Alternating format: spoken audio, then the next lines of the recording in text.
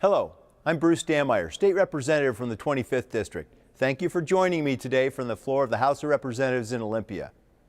Our legislative session began on January 11th and will run for 60 days. State lawmakers will use this time to address critical issues such as jobs, the state budget, education, and public safety. As with the last three legislative sessions, state lawmakers will have to close a budget shortfall. This year, the gap is $2.6 billion.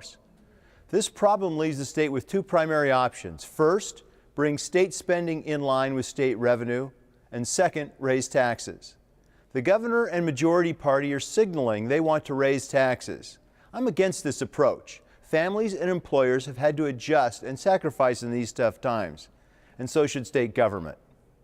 The first step towards budget sustainability is setting state priorities. And I believe education, public safety, and protection of our most vulnerable citizens should be our areas of focus.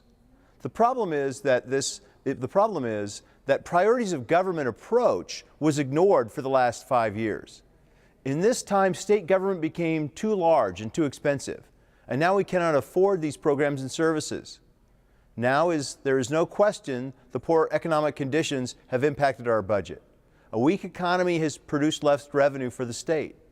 But that is why our focus should be on preserving jobs, not preserving areas of state government that do not support priorities. The best way to create more revenue is to create more jobs. I'm often asked, what would you do if you were writing the budget? The first thing I would do is take tax increases off the table. When you take more money from people and employers, it hurts our economy. The second thing I would do is find savings in state government. We must use these tough times as an opportunity to reinvent state programs and services. For example, it's time to get the state out of the liquor business. This should not be a priority of state government and could easily be handled by the private sector. I've co-sponsored a bill that will do just this. We also have an expensive state-run monopoly for our workers' compensation insurance system. Why not allow the private sector to offer this product like most other states do? Our state should be focusing on education and public safety, not running liquor stores and insurance companies. I also believe our state needs to contract out more services. This is allowed under current law, but it's simply not being done enough. As I mentioned before, the best way to create more revenue is to create more jobs.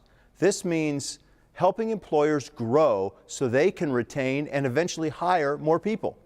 I'm supporting a Made in Washington plan that would create jobs through regulatory relief, healthcare reform, and balanced energy policies. I look forward to sharing more details about this plan in my next update.